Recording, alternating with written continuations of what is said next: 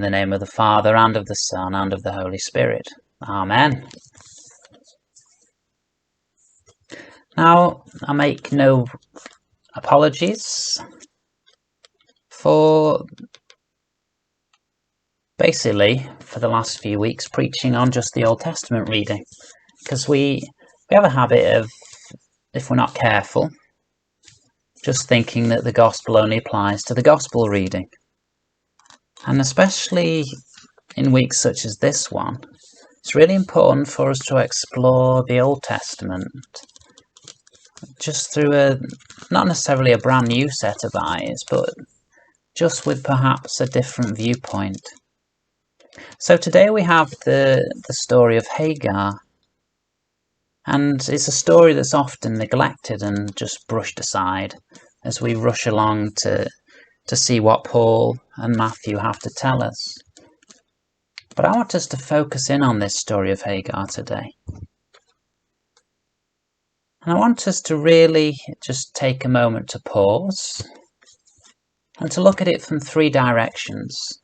So you could call it a three-point sermon. I don't tend to follow a formal sermon structure, which is loved by some and perhaps not by others. But this is as close to a three-point structure as I tend to get. So first of all, I want you to think about the facts that Hagar's story is Israel's story. What do I mean by that? Well, Hagar has been brought up. She's been a slave. She's been used by Abraham to produce a son. She's been thrown into exile as that son has seemingly been seen to mock Isaac. And from there, she's been cast out where in the desert, in the wilderness, where you think God would be completely absent, she's actually encountered God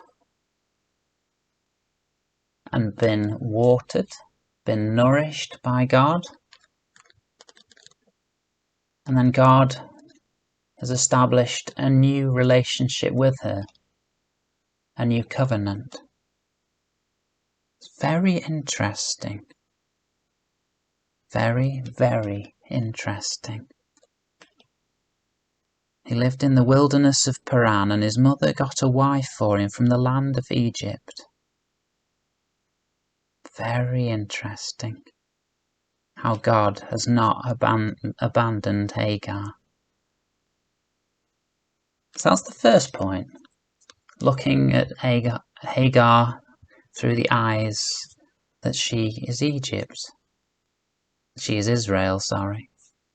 And the next one is the similarities as we read into this story. We can read into this story the modern context of Israel and Palestine.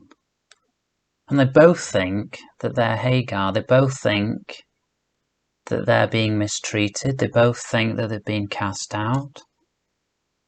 And it's just an interesting dynamic to see that they consider themselves to both be the victim. They don't see themselves as Sarah, but they do see themselves as Hagar. But it's important that we note at this stage of this exploration of this text that Hagar isn't all good and Sarah isn't all bad. We saw that last week, that Sarah's been through a tremendous amount, a huge amount of turmoil before Isaac was given to her by God. And now she has Isaac, we can almost forgive her for behaving a little bit overprotectively and abusing power to protect what she sees is his rightful status.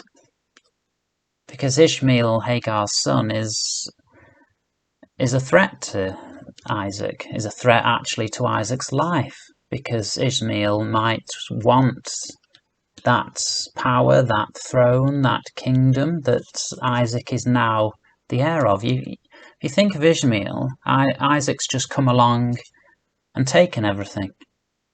There's parables, there's a link to the parable of the lost son and the younger brother here, where Isaac is almost the younger brother who comes and takes the elder brother's, what is seen to be taking the elder brother's inheritance.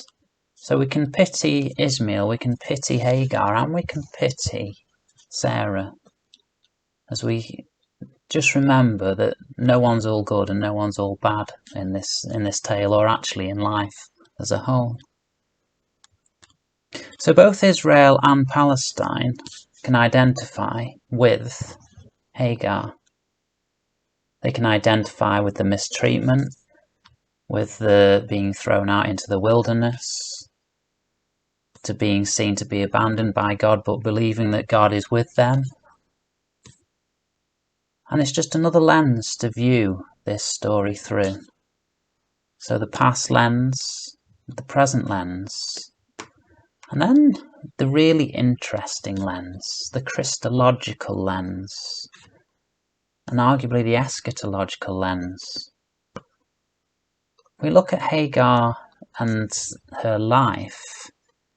I just want you to, I've given you some clues with those big words, but I just want you to think about whose life you can see mirrored in Hagar's. So Hagar was born, and she is a person, obviously, in the midst of God's covenant, and she's a person embodying that service to Abraham, to Sarah, and she's doing what they want her to do. She's doing exactly what she feels called to do. And she's suffered. We must never forget that she has suffered. There's no doubt about that whatsoever. That she suffers in this story. She suffers as a slave. She suffered as a concubine to Abraham. She has a son, which is then effectively taken off her, because he's Abraham's son now, not hers. There's a definite suffering there. And then at a feast, she apparently insults someone and is cast out after that feast into the wilderness, where she's then apparently abandoned by God. And that's really interesting, that she's abandoned by God, or she seems to be. And she can't face the death of her child, which is totally understandable, so she sits away off. And she lifts up her voice and weeps. She lifts up her voice and weeps, as an echo of a certain someone praying through illness, sweats, prayer, drops of blood coming down as they pray.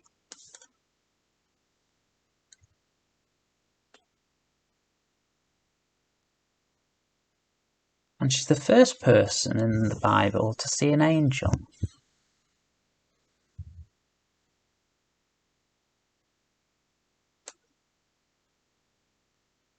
And she says,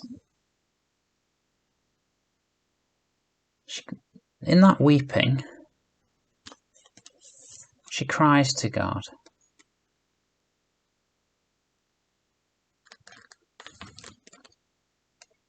She cries to God in that weeping, almost echoing Jesus on the cross. Why, oh why, have you forsaken me? Why have you forsaken me, God?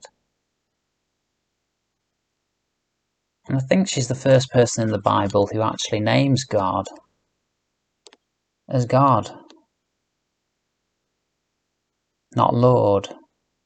Why have you forsaken me, God?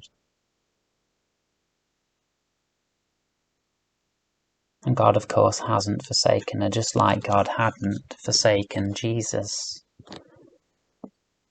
And God provides the water, and her son doesn't die.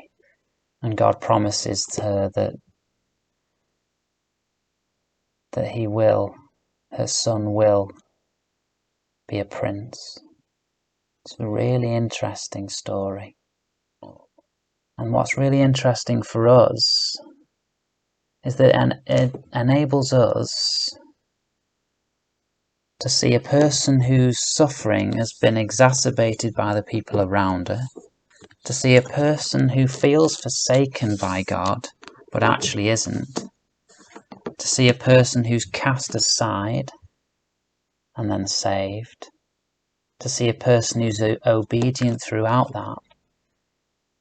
It enables us to look into the face of Hagar and see the face of Christ in a part of the Bible that we don't expect to see the face of Christ.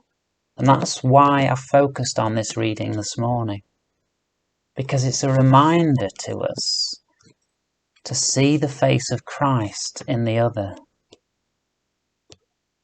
And that's so important that as we encounter people, it might be people who've been treated badly and are lost and on the edge of society, the outcasts of society like Hagar, that when we encounter them, we mustn't look at them in terms of what we can give to them, but we must look at them in terms of what they can give to us, as we see Christ in their face, and they are a blessing to us. And the whole way that we be church can be influenced by looking at things in that way. The way that we do charity, the way that we welcome people into our churches, into our church families. Instead of looking what we can do for them, look at how we can be transformed by them, by seeking the face of Christ in them, seeking the blessing that they can offer us.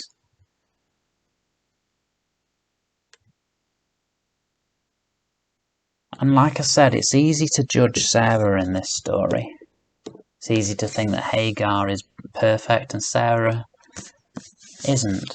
But we all have a Sarah in our lives. So remember, the most important thing that we can do, that this story reminds us to do, is to look for the face of Christ in the other. Amen.